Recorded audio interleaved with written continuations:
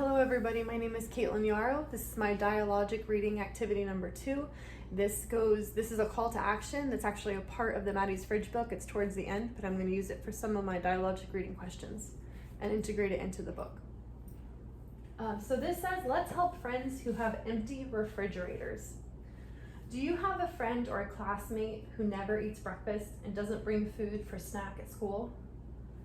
Have you ever had that happen? Sometimes they'll bring a snack for recess. Oh, and sometimes that didn't happen? Yeah, but sometimes but they usually do that because they're getting food for recess.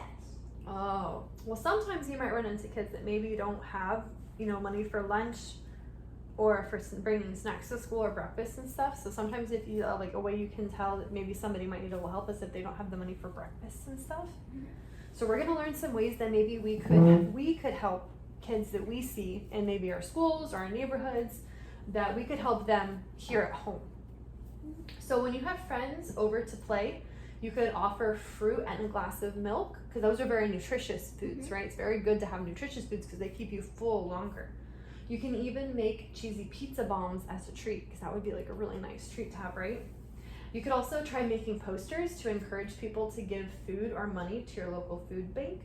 So what would be something that you could maybe do? Where would you think you could put up a poster to maybe help people give food to a food bank? Well, you could put it inside of a bank. Oh, inside of an actual bank? That's a good idea. Do you remember what a food bank is? So a food bank is where, say we have extra food in your pantry and you're not using it, maybe like cans, like that, you can donate it. Right? No, you don't sell it, you donate it. You're like, oh, I'm not, I don't need this, or maybe I can go to the store and buy a couple extra cans and I can give them to the food bank, and they keep it and they give it to the people who might not have might not have money for food at home. Yeah.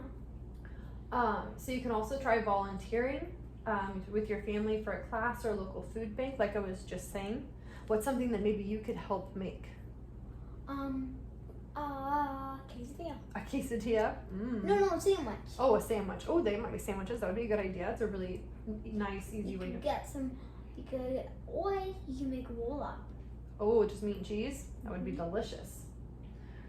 So you can also the most important thing to do is when you do find a friend who maybe doesn't have enough money for food or shelter. Because remember, we've been learning about needs and what are the things that humans need, that people need.